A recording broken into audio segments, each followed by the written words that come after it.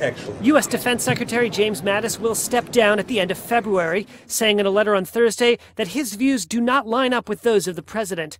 Mattis's resignation letter stressing the importance of America's network of alliances in the face of rising threats from Russia and China.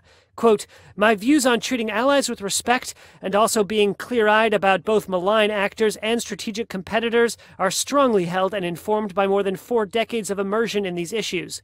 And going on to tell the president, quote, "Because you have the right to have a Secretary of Defense whose views are better aligned with yours on these and other subjects, I believe it is right for me to step down from my position."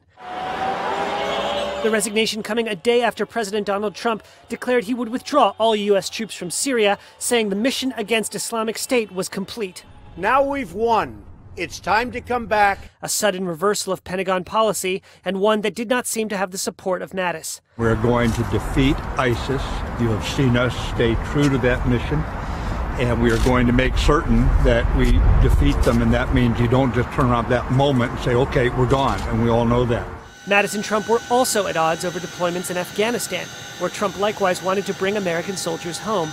But Mattis and others successfully pressed him to stick with a 17-year effort to defeat the Taliban. Mattis is perhaps the highest profile and longest-serving appointee in a Trump cabinet beset by resignations, departures, and firings since the president took office. Mattis, along with former National Security Advisor H.R. McMaster and outgoing Chief of Staff John Kelly, were often described as a triumvirate of Trump's generals. Men with distinguished military careers viewed as a steadying hand on a chaotic administration. Mattis will remain in the job until February to help ensure an easy transition. The White House has not yet named a replacement.